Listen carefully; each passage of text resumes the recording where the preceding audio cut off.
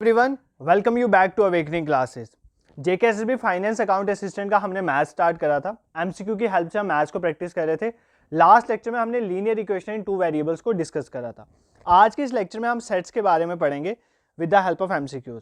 देखो, एमसीक्यू नहीं है सिर्फ ये, एमसीक्यू के साथ साथ मैं सेट्स पूरा आपको रिवाइज करवाने की कोशिश करूंगा।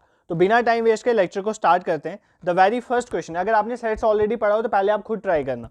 इन which form of set all the elements of the set are listed separated by commas and enclosed between curly brackets। देखो कह रहा है कि सेट की वो कौन सी टाइप है जिसमें सेट के सभी एलिमेंट को लिस्ट किया जाता है, कॉमा के साथ सेपरेट होते हैं और करली ब्रैकेट में उनको रखा जाता है। फॉर एग्जांपल ऐसे लिखा जाएगा 1 2 3 4। तो ये कौन सी फॉर्म है? ठीक है, ये सेट की कौन सी फॉर्म है? Roster form, tabular form, set builder form या बोथ 1 and 2। ठीक है, बोथ ए एंड बी, मतलब रोस्टर और टेबुलर दोनों। तो इसका आंसर क्या है, पहले आप खुद ट्राई करें। बेसिकली इसका आंसर है बोथ ए एंड बी। देखो, इस तरह से जब सेट के एलिमेंट्स लिखे जाते हैं उसको हम बोलते हैं रोस्टर फॉर्म, इसी को बोलते हैं टेबुलर फॉर्म। ठीक है, पहले हम ना थोड़ा देख लेते हैं सेट की बैकग्राउंड, और सेट की दो टाइप्स होती हैं वो भी पहले समझ लेते हैं। देखो, सबसे पहली बात, सेट होता क्या है? Set is basically well defined collection of distinct object. Distinct object की, अलग अलग ऑब्जेक्ट्स की एक well defined collection. Well defined word पे फोकस करना। वेल डिफाइंड होने का मतलब है उसकी डेफिनेशन प्रॉपर होनी चाहिए। फॉर एग्जांपल मैं बोल सकता हूँ set of natural numbers. Set of natural number, आपको पता है नेचुरल नंबर कौन से होते हैं? 1 2 3 4 एंड सो ऑन। तो ये एक वेल डिफाइंड है ना, नेचुरल नंबर्स यही है। बट अगर मैं ये बोलता हूँ आपको कि set of best politicians, set of best politician, क्या ये सेट होगा? ये सेट नहीं हो सकता। क्यों नहीं हो सकता? ये वेल डिफाइंड नहीं है।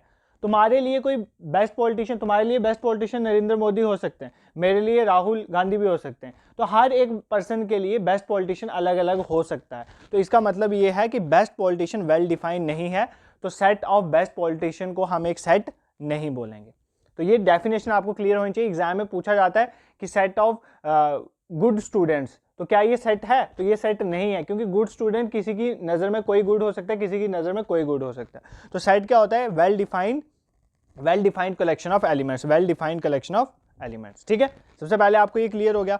अब सेट को ना, सेट की दो फॉर्म्स होती हैं। ठीक है, सेट की कितनी फॉर्म्स होती हैं? दो फॉर्म होती है। एक होती है रोस्टर फॉर्म, जो मैंने अभी आपको बताया, रोस्टर फॉर्म, जिसको हम सेट टेबुलर फॉर्म भी कहते हैं, रोस्टर फॉर्म। और दूसरी होती है बिल्डर फॉर्म।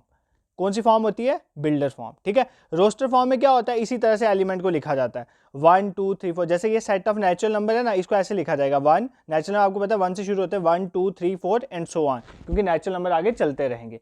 ये हो गया रोस्टर फॉर्म, जिसमें एलिमेंट्स को लिखा जाता है और कॉमास के साथ सेपरेटेड करके कर्ली ब्रैकेट में डाला जाता है। अब सेट बिल्डर फॉर्म में कैसे लिखा जाएगा?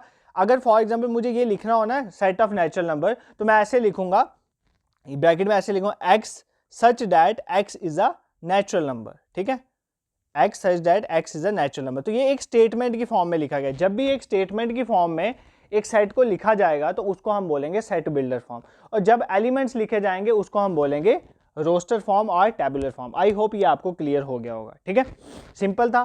फॉर एग्जाम्पल मैं एक और आपको लिख के बताता हूँ। फॉर एग्जाम्पल मैं एक लिखता हूँ set of even prime number, set of even prime number, ध्यान से सुनना, set of even prime number. अब आपको पता है इवन प्राइम नंबर कौन सा है? एक ही प्राइम नंबर है जो इवन है, एक ही प्राइम नंबर है जो इवन है, वो कौन सा है? 2। तो अगर मुझे सेट रोस्टर फॉर्म में लिखना होगा तो मैं ऐसे लिखूंगा, बट अगर मुझे सेट बिल्डर फॉर्म में लिखना होगा तो मैं कैसे लिखूंगा?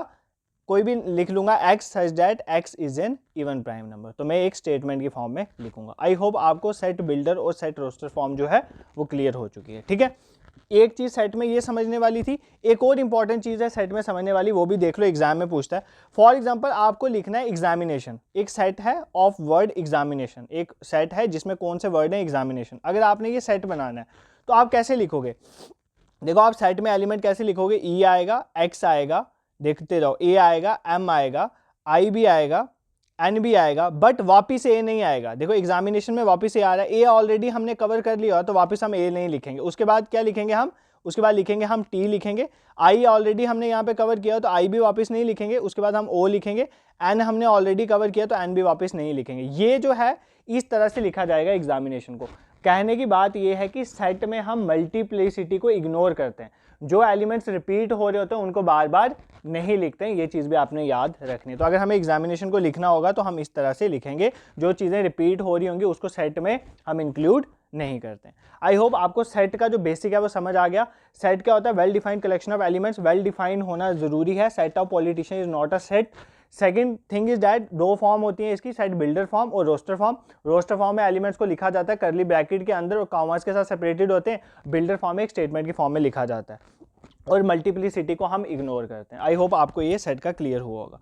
Moving towards next question. देखो इसलिए हम बोलते हैं this is not just an MCQ session. एक एमसीक्यू पढ़ा के आंसर नहीं बताया जाता है, आपको पूरा कंसेप्ट जो है वो रिवाइज करवाया जाता है। तभी कई बार वीडियोस लेंदी हो जाती है और एक एक टॉपिक के रिलेटेड दो वीडियोस भी हमें लानी पड़ती है। मे भी मुझे लगता है सेट के रिलेटेड भी 2 वीडियो ना लानी पड़े। ठीक है, नेक्स्ट क्वेश्चन में मूव करते हैं। The set of intelligent student in a class is. देखो set of intelligent student in a class, ये कौन सा सेट है? Singleton set, finite set, not a set, empty set. खुद ट्राई करो। इंटेलिजेंट स्टूडेंट क्या सबके लिए सेम है? नहीं, ये कोई वेल डिफाइंड थोड़ी है, तो ये एक सेट नहीं है। इसका आंसर हो जाएगा नॉट अ सेट। ठीक है, अब बाकी भी एक्सप्लेन कर लेते हैं। सिंगलटन सेट वो सेट होता है जिसमें एक ही एलिमेंट हो। फॉर एग्जांपल मैंने अभी आपको पढ़ाया था set of even prime number, अभी पढ़ाया ना जस्ट आपको, set of even prime number.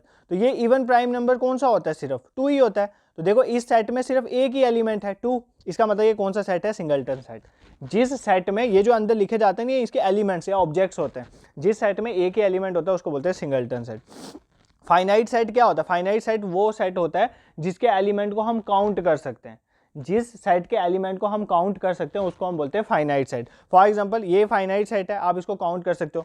अगर मैं आपको बोलता हूँ कि एक वीक में कितने डेज होते हैं, एक वीक में कितने डेज होते हैं, तो आप सबको पता है एक वीक में कितने डेज होते हैं? 7 डेज होते हैं। तो वो 7 जो हैं, Sunday, Monday, Tuesday, Wednesday, Thursday, Friday, Saturday, इन 7 को आप काउंट कर सकते हो ना। इसका मतलब वो भी कौन सा सेट होगा? Finite set. अगर आपको कोई बोलता है number of days in a week, ये कौन सा सेट है? ये फाइनाइट सेट है, आप इसको काउंट कर सकते हो। इनफाइनाइट सेट होते हैं एक, जिनको आप काउंट नहीं कर सकते। फॉर एग्जांपल मैंने आपको एक एग्जांपल दी थी सेट ऑफ नेचुरल नंबर। आपको पता है नेचुरल नंबर 1 से शुरू हो जाते हैं, 1 2 3 4, बट आगे एंडलेस है, तो इसका मतलब ये कौन सा सेट है? Infinite set. Set of whole number 0 start हो जाते हैं बट आगे चलते रहते हैं, तो आप इनको काउंट नहीं कर सकते। इंटीजर का सेट, ये सारे कौन से सेट आ जाते हैं? Infinite set. I hope this is clear to you. Empty set वो होता है जिसमें कोई भी एलिमेंट नहीं होता, सिंपली 5 सेट जो है 5 के साइज को डिनोट करते हैं। जिस सेट में कोई भी एलिमेंट नहीं होता that is known as empty set. ठीक है, I hope this question is clear to you. Moving towards question number 3। 2 sets are said to be dash. 2 sets को हम क्या बोलेंगे? If they have same number of element. अगर 2 sets हैं, for example मेरे पास एक सेट है ए, ठीक है, और एक सेट है मेरे पास बी। अगर इन दोनों में सेम नंबर ऑफ एलिमेंट्स हैं, एलिमेंट्स सेम है, ठीक है, नंबर ऑफ एलिमेंट सेम है। फॉर एग्जाम्पल इसमें 3 एलिमेंट है, फॉर एग्जाम्पल मैं सेट मान लेता हूँ, ये सेट है 1 2 3, ठीक है, और ये सेट है 4 5 6 मान लेते हैं, 4 5 6, ये सेट है 4 5 6। ये मेरे पास 2 सेट हैं। अब पूछा है कि इनमें देखो एलिमेंट्स का नंबर सेम है ना, इसमें भी 3 एलिमेंट है और इसमें भी 3 एलिमेंट है, तो ऐसे सेट को हम क्या बोलते हैं? इक्वल सेट, इक्विवेलेंट सेट, सब सेट या यूनिवर्सल सेट। तो ऐसे सेट को बोलते हैं इक्विवेलेंट सेट। याद रखना, अगर 2 सेट्स हैं उनमें नंबर ऑफ एलिमेंट सेम है उनको बोलेंगे इक्विवेलेंट सेट। ठीक है, there is a difference between equivalent and equal set. ध्यान से अभी इस डिफरेंस को क्लियर कर लेना, एग्जाम में कंफ्यूजन होती है। इक्विवेलेंट सेट वो सेट होते हैं जिनके नंबर ऑफ एलिमेंट सेम है। देखो इनके नंबर ऑफ एलिमेंट सेम है, क्या ये नंबर ऑफ एलिमेंट सेम होने की वजह से क्या ये एलिमेंट भी सेम है? नहीं, यहाँ पर 1 2 3 है, यहाँ पर 4 5 6 है, एलिमेंट थोड़ी सेम है, इसको हम इक्विवेलेंट सेट बोलेंगे। बट अगर ऐसा हो, सपोज करो एक सेट है 1 2 3, ध्यान से देखना, एक सेट है 3 2 1, दूसरा सेट है 3 2 1, ये कौन से सेट हैं? ये इक्विवेलेंट तो है ही है बट ये इक्वल सेट भी है। इक्वल सेट क्यों है? क्योंकि देखो एक तो इसके नंबर ऑफ एलिमेंट सेम है, इसके भी 3 है, इसके भी 3 है, तो नंबर ऑफ एलिमेंट तो सेम है। दूसरी बात यह है कि एलिमेंट भी सेम है, इसमें 1 है, इसमें भी 1 है, इसमें 2 है, इसमें भी 2 है, इसमें 3 है और इसमें भी 3 है। तो जब भी नंबर ऑफ एलिमेंट भी सेम हो और एलिमेंट्स भी एक जैसे हों, तो ऐसे सेट को हम बोलते हैं equal set. Two sets are said to be equal set if they have same number of element as well as the elements are same in both the sets. जो एक में एलिमेंट हो वही दूसरे में एलिमेंट, उल्टा लिखा जा सकता है, 1 2 3 को 3 2 1 लिखा जा सकता है, बट एलिमेंट तो सेम ही है ना, तो ऐसे सेट को बोलते हैं equal set. I hope equal और इक्विवेलेंट सेट आपको क्लियर हो चुका होगा। ठीक है, सबसेट क्या होता है? सबसेट होता है एक बड़े सेट का छोटा सा सेट।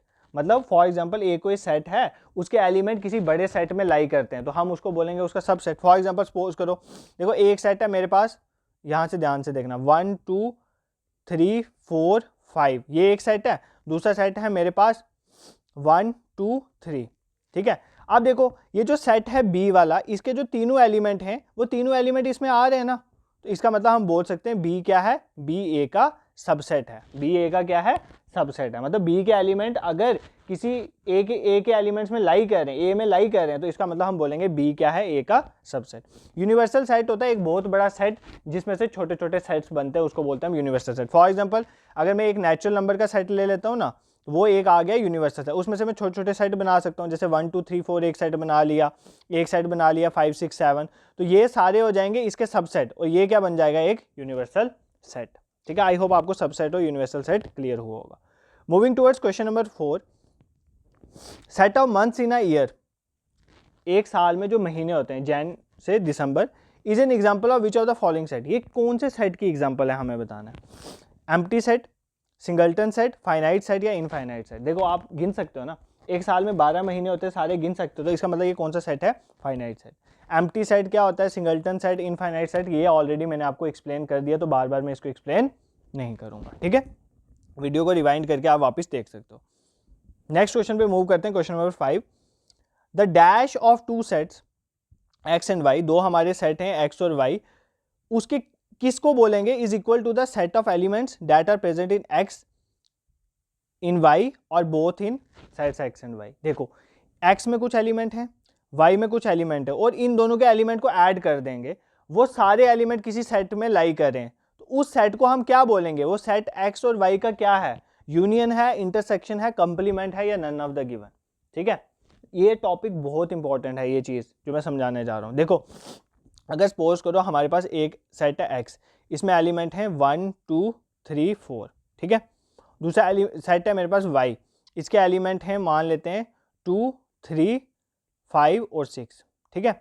अब ये क्या कह रहा है, अगर सपोज इसको ध्यान से समझना, अगर मैं इन दो सेट की यूनियन लेता हूँ ना, यूनियन लेने का मतलब है मैं इन दोनों सेट के एलिमेंट को ऐड करूंगा, इसके भी एलिमेंट लूंगा, इसके एलिमेंट क्या है 1 2 3 4, इसके एलिमेंट क्या है 2 तो ऑलरेडी आ गया सेट में, तो बार बार हम नहीं लेते हैं, 3 भी आ गया, बार बार नहीं लेंगे, इधर से कौन कौन सा उठाएंगे 5 और 6, इधर से उठाएंगे 5 और 6, तो ये क्या बन जाएगी, इन दोनों सेट की यूनियन, और वही डेफिनेशन पूछ रहा है। यूनियन जो है वो दो सेट की क्या होती है, सेट उठाओ elements that are present in X, देखो इस सेट में एक्स के एलिमेंट भी आ रहे हैं 1 2 3 4, वाई के एलिमेंट भी आ रहे हैं 2 3 5 6, तो 2 3 5 6 वाई के एलिमेंट भी आ रहे हैं, और जो दोनों एक्स वाई में एलिमेंट हैं वो भी आ रहे हैं। एक्स वाई के कौन से एलिमेंट हैं जो दोनों में आ रहे हैं, 2 3 और 2 3, तो देखो 2 3 भी यहाँ पर आ रहा है। तो ये किसकी डेफिनेशन होती है, यूनियन की। यूनियन में सेट ए के एलिमेंट भी आते हैं, सेट बी के एलिमेंट भी आते हैं, और जो एलिमेंट दोनों में पाए जा रहे हैं, जैसे यहाँ पे 2 3 था, वो भी आते हैं, उसको क्या बोलते हैं, union of two set. I hope this is clear to you. Intersection क्या होती है दो सेट की, इंटरसेक्शन में सिर्फ आते हैं कॉमन एलिमेंट। फॉर एग्जांपल एक सेट है 1 2 3 4, ध्यान से सुनना, और दूसरा सेट है 3 4 5 6, ये मेरे पास दो सेट हैं, एक सेट है 1 2 3 4 और दूसरा सेट है 3 4 5 6। इनकी इंटरसेक्शन, इंटरसेक्शन मतलब दोनों के सिर्फ कॉमन एलिमेंट लेने, तो इन दोनों की इंटरसेक्शन के, इन दोनों में कॉमन एलिमेंट कौन से हैं 3 4, इसका मतलब इसकी इंटरसेक्शन सेट कौन सा होगा 3 4। ठीक है, इंटरसेक्शन सेट में कॉमन एलिमेंट लिए जाते हैं।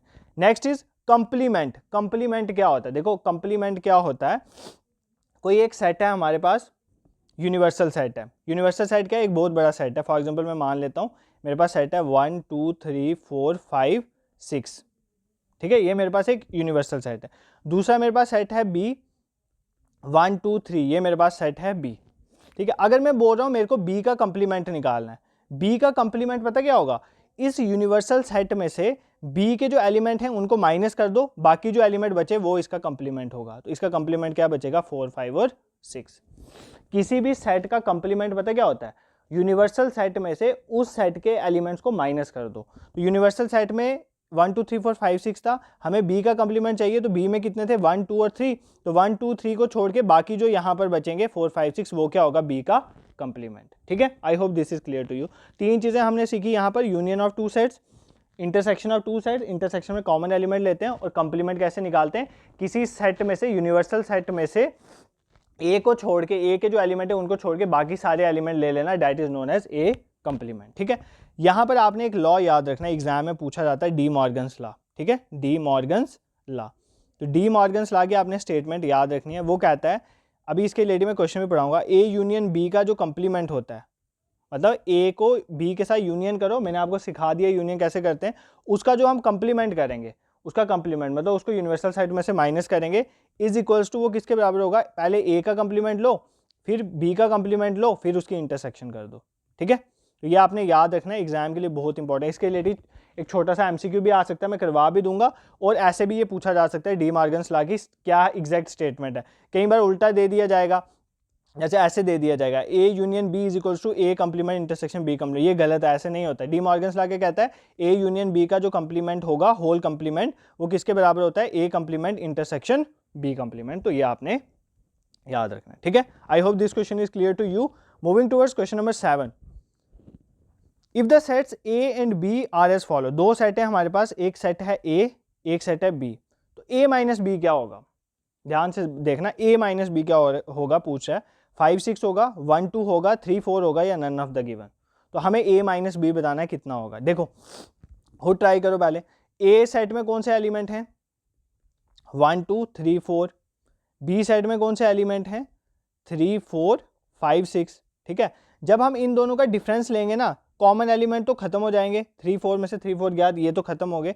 अब अगर हम a माइनस बी निकाल रहे हैं, तो इसका मतलब जो एलिमेंट जो पहले वाला है ना, उसके जो एलिमेंट बच जाएंगे वो बेसिकली इसका डिफरेंस होगा। तो इसका a माइनस बी किसके बराबर हो जाएगा, 1 और 2 के बराबर। ठीक है, बट अगर एग्जाम में पूछा होता b माइनस ए निकालना है, क्या पूछा होता है, b माइनस ए निकालना है, तो देखो 3 4 यहाँ भी था, 3 4 यहाँ भी था, 3 4 तो कैंसिल हो जाएगा, बट इस बार हम b माइनस ए निकाल रहे हैं, तो हम किसके एलिमेंट लेंगे, 5 6, इसके एलिमेंट लेंगे, b के एलिमेंट लेंगे, तो b के जो एलिमेंट बच जाएंगे वो हमने लेना है। अगर b माइनस ए निकालना है, अगर a माइनस बी निकालना है तो कॉमन एलिमेंट को नहीं लेना है, जो a के एलिमेंट बच जाएंगे उनको लेना है, तो a माइनस बी में वो आ जाएगा। और अगर b माइनस ए निकालना है, कॉमन एलिमेंट नहीं लेने, बाकी जो b के एलिमेंट बच जाएंगे वो आपने ले लेने b माइनस ए में। आई होप आपको a माइनस बी और b माइनस, ये होता है डिफरेंस ऑफ टू सेट। एक होता है सिमेट्रिक डिफरेंस, वो ऐसे नहीं निकलता है, उसका नेक्स्ट क्वेश्चन मैं करके आपको बताऊंगा, क्योंकि एग्जाम में वो पूछा जाता है, calculate the symmetric difference between two sets. ये था simple difference a minus B,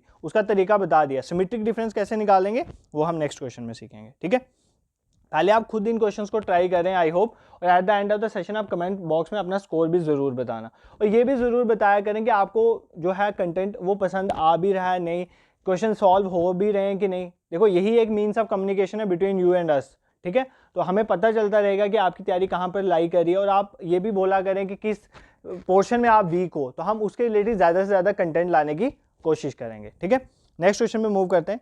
if the sets A and B are given as, दो सेट हैं, एक ए है एक सेट बी है, एंड द यूनिवर्सल सेट, हमें यूनिवर्सल सेट भी दिया हुआ है। देखो यूनिवर्सल सेट यहाँ से ही समझ लो डेफिनेशन, ये इसके जो एलिमेंट है ना वो भी यहाँ होंगे, इसके एलिमेंट भी यहाँ पर होंगे। देख लो 1 भी है 2 भी है, देखो यहाँ पे 2 भी है, 3 भी है, 4 भी है, यहाँ पर 4 के बाद 6 भी है यहाँ पर, ठीक है, 8 भी है, 10 भी है। तो देखो इन दोनों के एलिमेंट यहाँ पर लाई करें, इसका मतलब ये यूनिवर्सल सेट है। हमें निकालना है ए यूनियन बी का कंप्लीमेंट। क्या निकालना है, ए यूनियन बी का कंप्लीमेंट। तो कैसे निकालोगे, दो तरीके हैं इसको निकालने के, तो मैं एक वे में निकाल देता हूँ। पहले हम ए यूनियन बी निकाल लेते हैं। ठीक है, मैंने आपको बताया हुआ है ए यूनियन बी कैसे निकालना है। तो ए के एलिमेंट है 1 2 3 4, 1 2 3 4, और बी के एलिमेंट क्या है, 2 तो ऑलरेडी हो गया तो वापस नहीं लिखेंगे, 4 भी हो गया तो वापस नहीं लिखेंगे, तो क्या बचा 6 8 और 10, ये बन गया हमारा क्या, ए यूनियन बी। ठीक है, अब हमने ए यूनियन बी का क्या निकालना है, कंप्लीमेंट निकालना है। कंप्लीमेंट कैसे निकालते हैं, ए यूनियन बी के जो एलिमेंट होंगे हमने देखना है सेट, यूनिवर्सल सेट में, इनको छोड़ के बाकी सारे एलिमेंट इसके कंप्लीमेंट में आएंगे। फॉर एग्जांपल 1 इधर है तो 1 नहीं आएगा कंप्लीमेंट में, 2 इधर है तो नहीं आएगा, 3 इधर है नहीं आएगा, 4 है नहीं आएगा, 5 देखो यूनिवर्सल सेट में है यहाँ पर नहीं है तो 5 कंप्लीमेंट में आएगा, 6 दोनों में है तो नहीं आएगा, 7 यूनिवर्सल सेट में है तो कंप्लीमेंट में आएगा, 8 दोनों में है तो नहीं आएगा, 9 यूनिवर्सल सेट में है तो कंप्लीमेंट में आएगा, और 10 दोनों में है तो नहीं आएगा। तो कौन कौन से एलिमेंट आ गए, 5 7 और 9। तो ए यूनियन बी का कंप्लीमेंट क्या आ जाएगा, 5 7 और 9। ठीक है, आई होप आपको समझ आया होगा। क्वेश्चन में मैंने क्या किया, पहले मैंने ए यूनियन बी निकाला, उसका कंप्लीमेंट लेना क्या होता, कंप्लीमेंट लेने का मतलब है कि ए यूनियन बी, कोई भी अगर हमारा सेट है, ए यूनियन बी है, ए है, बी है, उसका कंप्लीमेंट वो होता है कि यूनिवर्सल सेट में से उस सेट के एलिमेंट को छोड़ के बाकी एलिमेंट्स ले लो। तो मैंने यही लिया, ए यूनियन बी के एलिमेंट को छोड़ के बाकी जो एलिमेंट थे यूनिवर्सल सेट में उनको मैंने ले लिया। दूसरा तरीका इसको करने का एक और भी है, आप ऐसे भी कर सकते थे। मैंने आपको डी मॉर्गन्स लॉ पढ़ाया हुआ है, ए यूनियन बी का कंप्लीमेंट क्या होता है, A complement intersection B complement. तो आप इसको पता कैसे करते, पहले आप ए का कंप्लीमेंट ले लेते, मतलब ए का यूनिवर्सल सेट में से ए को छोड़ के जो एलिमेंट है वो ले लेते, बी का कंप्लीमेंट ले लेते और इन दोनों में से इंटरसेक्शन ले, इंटरसेक्शन मतलब इन दोनों के कॉमन एलिमेंट, तब भी आंसर 5, 7 और 9 आता। तो ऐसे भी करके आप इस क्वेश्चन को सॉल्व कर सकते हो। दोनों तरीके हैं, जो आपको सिंपल लगता है उस वे में इस क्वेश्चन को कर सकते हो। I hope this question is clear to you. Moving towards next and important question, the symmetric difference of A and B is, देखो अब डिफरेंस नहीं पूछा है, ये A माइनस बी नहीं है, ये मत कर देना, गलत हो जाएगा। ये सिमेट्रिक डिफरेंस है। सिमेट्रिक डिफरेंस को पहली बात तो ऐसे डिनोट करते हैं, ए ट्राइंगल बी, और इसको निकालने का एक फॉर्मूला होता है। पहले आप खुद इसका आंसर ट्राई करो। इसका आंसर ऑप्शन ए है 1 2, बी 1 2 4 5, सी 4 3 और डी 2 5 1 4 3। तो देखो मैं आपको बता देता हूँ, पहले आप खुद ट्राई करना फिर देखना। ए बी का अगर सिमेट्रिक डिफरेंस निकालना हो ना, तो निकालने का तरीका होता है ए यूनियन बी करो, उसमें से माइनस कर दो ए इंटरसेक्शन बी, ठीक है। A union B, A intersection B करो और उनको माइनस कर दो, तभी निकलता है ए और बी का सिमेट्रिक डिफरेंस, ठीक है। सबसे पहले हम ए यूनियन बी करते हैं। ए सेट है हमारा 1 2 3, पहले ए यूनियन बी निकालते हैं ना। ए सेट है हमारा 1 2 3 और बी सेट है 3 4 5। तो क्या एलिमेंट आ जाएंगे ए यूनियन बी में, साथ साथ बोला करो, 1 2 3 और ये कौन सा है 4 और 5। तो ये सारे एलिमेंट आ जाएंगे ए यूनियन बी में, ठीक है। नेक्स्ट ए इंटरसेक्शन बी निकालना है, फिर उनको माइनस करेंगे। ए इंटरसेक्शन बी मतलब इन दोनों के कॉमन एलिमेंट लेने। तो देखो इस सेट और इस सेट में कॉमन क्या है, 3 है, तो इनकी इंटरसेक्शन में सिर्फ क्या आ जाएगा, 3 आ जाएगा, ठीक है। देखो मैंने आपको यूनियन इंटरसेक्शन निकालना भी सिखा दिया। अब हमें क्या निकालना है, ए सिमेट्रिक डिफरेंस बी, वो किसके बराबर होता है, A union B minus A intersection B. A union B में कौन से एलिमेंट है, 1 2 3 4 5, इसमें से हमें किसको माइनस करना है, इसमें से हमें 3 को माइनस कर देना है। तो 3 हम नहीं लेंगे, उसको छोड़ के ए सेट के सारे एलिमेंट ले लेंगे। ए सेट के कौन से एलिमेंट बचे, 1 2 4 और 5। तो इसका आंसर क्या हो जाएगा, 1 2 4 और 5। तो ऑप्शन बी हमारा करेक्ट आंसर हो जाएगा। आई होप ये चीज़ें आपको समझ आ रही हैं। देखो आप पहली बात तो लेक्चर को लेक्चर की तरह लिया करो, एक रूम में अच्छे से बैठ के, पहले खुद पेन नोटबुक साथ, ये नहीं आप लेटे हुए और देख रहे हो लेक्चर। मैथ्स का तो ऐसे जैसे मत देखना, एक पेन नोटबुक साथ लिया करो और पहले वो क्वेश्चन खुद ट्राई करो, जहाँ पर आप अटके वहाँ पर आप वीडियो स्टार्ट कर लिया करो, ठीक है। तो मैंने सिमेट्रिक डिफरेंस लेना था ए और बी का। जब भी आपको सिमेट्रिक डिफरेंस लेना हो दो सेट का, तो आपने क्या फॉर्मूला लगाना है, A union B minus A intersection B. तो पहले हम ए और बी का यूनियन निकालेंगे, वो मैं निकाल के बताया हुआ है कब से आपको कैसे निकालना है। फिर ए और बी की इंटरसेक्शन निकालेंगे, मतलब ए और बी में कॉमन एलिमेंट देख लेना है, 3 दोनों में है ना, तो यही कॉमन एलिमेंट है। तो अब इन दोनों का डिफरेंस लेना है। डिफरेंस लेना मैंने ऑलरेडी बताया। डिफरेंस में क्या होता है कि फॉर एग्जांपल ये जो आपका बी सेट है ना, इसका एलिमेंट तो खत्म हो गया, उसको छोड़ के बाकी जो ए के एलिमेंट बचेंगे वो सारे आपने क्या लेने हैं, ए माइनस बी में लेने होते हैं। इस तरह से हम दो सेट का डिफरेंस लेते हैं। तो इस तरह से आप डिफरेंस निकालना भी सीख गए और सिमेट्रिक डिफरेंस, और पेपर में सिमेट्रिक डिफरेंस पूछा जाता है और बच्चे ए माइनस बी करके आ जाते हैं। ए माइनस बी अलग है और सिमेट्रिक डिफरेंस अलग है, ये चीज़ आपने याद रखनी है। मूविंग टुवर्ड्स क्वेश्चन नंबर 9, ठीक है। 9th क्वेश्चन में चलते हैं। The number of element in power set of the set 1 2 3। ये क्वेश्चन तो एग्जामिनर का फेवरेट क्वेश्चन है, ठीक है। ये बहुत बार एग्जाम में पूछा जाता है कि कोई एक सेट है 1 2 3, उसके पावर सेट में कितने एलिमेंट होंगे, हमें बताना है पावर सेट में कितने एलिमेंट होंगे। सिर्फ पूछा है नंबर ऑफ एलिमेंट, तो कितने एलिमेंट्स होंगे। सिंपल फॉर्मूला याद रखो, 2 की पावर n, क्या 2 की पावर n। जितने ये n पता क्या है, ये n है इस सेट में कितने एलिमेंट, इस सेट में कितने एलिमेंट 3, तो 2 की पावर क्या हो जाएगा 3। 2 की पावर 3 का मतलब है 2 × 2 × 2, मतलब 2 को 3 बार मल्टीप्लाई करो तो कितना आ गया 8। तो इसका आंसर क्या हो जाएगा 8। अगर इस सेट में सपोज करो 4 एलिमेंट होते हैं, 1 2 3 4 होता, तो इसके पावर सेट में कितने एलिमेंट होंगे, 2 की पावर 4। 2 की पावर 4 क्या होता है 16। उसका आंसर क्या होना था 16 होना था, ठीक है। I hope this is clear to you. Basically power set होता पता क्या, पावर सेट होता है set of all the subset. ये भी डेफिनेशन भी देख लो, पावर सेट किसी सेट का, एस सेट का पावर सेट होगा उसके सभी सबसेट जितने भी हो सकते हैं उनका सेट। बोलोगे सर ये क्या पढ़ा रहे हो आप, देखो मेरी बात सुनो, ये एक सेट है ना एस, इसके कितने सबसेट हो सकते हैं, मैंने बोल दिया 8 सबसेट हो सकते हैं। वो कौन से होंगे, ठीक है। पावर सेट बेसिकली यही रिप्रेजेंट करता है set of all the subset of a set. इस सेट एस के जितने भी सबसेट हो सकते हैं वो सारे किस में आ जाते हैं, पावर सेट में। अभी मैं 8 आपको बना के बता दूं। देखो, एक तो आ जाएगा 1, इसका एक एलिमेंट, एक तो मान लेते हैं 2, ठीक है, एक 3, ये 3 इसके सबसेट हो सकते हैं। फिर और क्या इसके सबसेट हो सकते हैं, 1 2 हो सकता है, फिर 2 3 हो सकता है, ठीक है, 1 3 हो सकता है, ठीक है। ये हो गए, कितने हो गए ये, 3 और 3 6। एक तो ये भी हो सकता है ना 1 2 3, और एक तो एम्प्टी सेट भी हो सकता है 5। तो बेसिकली ये 6 सबसेट आगे किसके, 8 सबसेट आगे पावर सेट एस के। तो बेसिकली पावर सेट जो है वो रिप्रेजेंट करता है कितने सबसेट हो सकते हैं किसी सेट के। तो मैंने आपको 8 बना के भी बता दिए सेट के, ठीक है। तो इस तरह से आपने सिंपली ये याद रखना है, पावर सेट की फुल फॉर्म क्या होती है, डेफिनेशन क्या होती है, power set represent the number of subset of a set, कितने सबसेट हो सकते हैं किसी सेट के। और निकालने का तरीका क्या है, 2 की पावर n, जितने उस सेट में एलिमेंट हैं उसकी हेल्प से हम कितने पावर सेट में एलिमेंट्स होंगे वो हम निकाल सकते हैं। I hope this is clear to you. और भी बहुत से क्वेश्चन हैं, मैंने यहाँ पे इंक्लूड करे थे, नियर अबाउट 14 क्वेश्चन थे। अब इन क्वेश्चन को मैं और बढ़ा दूंगा। इन क्वेश्चन देखो, आज हमने कितने क्वेश्चन कवर करे, 9 क्वेश्चन कवर कर लिए। मैं ज़्यादा नहीं पढ़ाऊंगा इसका आपको, क्योंकि मुझे पता है आपके लिए भी प्रॉब्लमैटिक हो जाएगा इतना ज़्यादा समझना है एक ही बार में। तो अभी आपने इन 9 क्वेश्चन को और इनके रिलेटेड जितने भी कंसेप्ट हैं उनको देखना है। कल मैं इन्हीं के बेसिस में, अभी आपको मैंने 3-4 और कंसेप्ट पढ़ाने हैं यहाँ पर। इन कंसेप्ट को पढ़ाने के बाद मैं क्या करूँगा, ये जो ऊपर मैंने ऑलरेडी पढ़ाया हो ना, इनके रिलेटेड कुछ थोड़े टफ क्वेश्चन भी इनके साथ डाल दूंगा और आने वाले लेक्चर में, ताकि आपको भी बर्डन ना हो और आपने जो पढ़ा होगा इस लेक्चर में तो वो आप वहां पर इंप्लीमेंट कर पाओ, ठीक है। तब के लिए आपने क्या करना है, सेट को अच्छे से रिवाइज करना है। और लीनियर इक्वेशन 2 वेरिएबल पे जो मैंने लेक्चर डाला हुआ है वो बहुत कम बच्चों ने अभी तक देखा है। उस लेक्चर को जरूर देखें, उस पर भी बहुत मेहनत करी गई है उस लेक्चर को बनाए, क्योंकि वहां पर भी आपका लीनियर इक्वेशन 2 वेरिएबल कवर हो जाएगा। और अगर आपको हमारा ये इनिशिएटिव पसंद आए तो चैनल को जरूर सब्सक्राइब करें और शेयर भी करें टू अदर्स। इससे हमें भी एक पॉजिटिव एनर्जी मिलती है to work on this channel. और एक और चीज़ है कि आप ना हमें बताएं कि आपको मैथ्स के लेक्चर्स कॉन्टिन्यूसली चाहिए हर एक फाइनेंस अकाउंट असिस्टेंट के रिलेटेड, तो आप कमेंट सेक्शन में बताओ। और भी कोई पोर्शन हो जहां पर आपको लेक्चर्स चाहिए, देखो मैं आपको पहले ही क्लियर कर लूं, जनरल इंग्लिश के मैक्सिमम लेक्चर मैंने डाले हुए हैं। आप जनरल इंग्लिश की प्लेलिस्ट में चल जाना, जीके मैंने ऑलमोस्ट कवर कर दी हुई है, वो भी देख लेना। जनरल साइंस के भी लेक्चर ऑलमोस्ट कवर हो गए, आज न्यूट्रिशन रिलेटेड लेक्चर भी आया था।